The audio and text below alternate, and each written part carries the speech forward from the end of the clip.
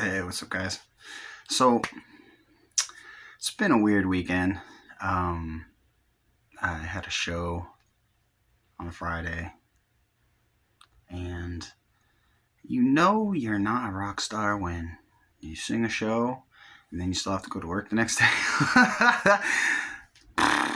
Not the funnest. The show went till midnight, and you clean everything up, and then you get everything back in the band room, and it's like 1 o'clock in the morning, and then I gotta get up at 5 to go to work. So that wasn't the funnest in the world.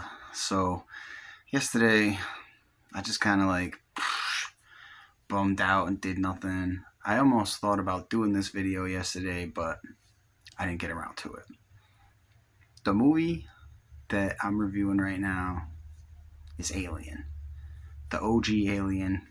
It came out in 1979, just a few months before I was born, and what an incredible year that was, right?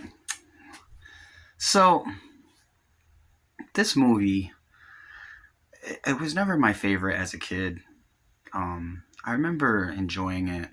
I thought it was a decent movie, but I never really loved it.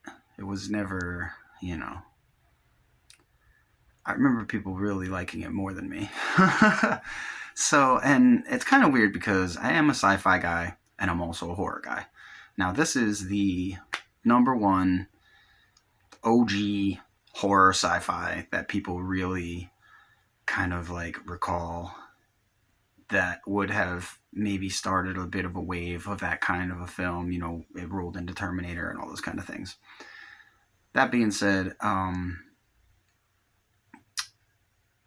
loved this movie. I loved it way more as an adult than I did as a kid.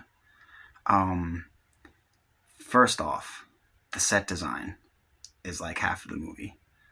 Between the cold human aesthetic of the ship to like the ship that the humans are on, to the alien layer with its Geiger inspired just alien look, the set design created half of this movie.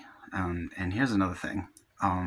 Special effects wise, I know that around that time, like Star Wars was maybe a year or two before that, and that's always been lauded as kind of like a spectacle of special effects leading filmmaking at that time.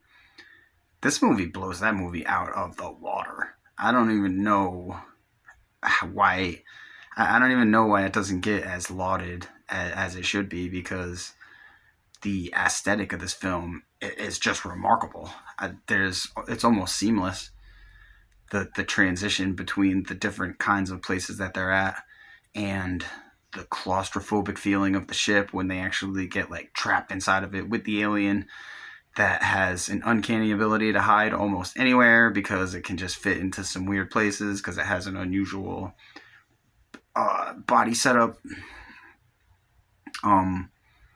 to the tension, that dread that fills the scenes where the smoke is swirling and the sweat is dripping, and it's very tense movie. Very tense movie.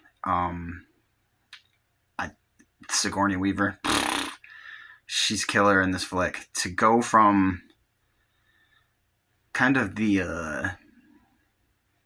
she's not like the last member of the crew that would matter, but pretty much almost the last member of the crew that would matter, to end up being ultimately like our first final girl that we ever had in a movie, really. That, I mean, she was just incredible in this flick, and it was her first movie, which, I mean, if you've seen her in things throughout the years, Sigourney Weaver's got chops. So she was excellent in this movie. Even though it was her first movie, she was really good. The alien design. Now, as kind of corny as the poking through the chest scene might be, the alien was still creepy. It was creepy. Like, it wasn't, I remember it looking hokier as a kid. I thought it looked pretty good, honestly. The alien design would be frightening to see in the real world. There's no question about that. If you were ever to run across something like that, you'd probably shit your pants. And no one would blame you because that thing was truly frightening. This film is a remarkable feat for the time that it came out. I can't believe how good it looks still to this day. Even like the special effects of the ship flying through space and stuff, it's just well done. I wouldn't say seamless. I don't want to go down too far of an avenue, but incredibly well done film. Sigourney Weaver's awesome in it. The cast was quite strong. The design was quite strong, but the set design, even if all the rest of it had fallen apart, this would still be a fair to middling film just with the sets alone. You wouldn't even have to have anything else in there. It's that good. So, giving this an adult rewatch, I'm going to give this movie a 9.5. I thought there might have been a couple things they maybe could have done a little bit differently that I would have enjoyed them more.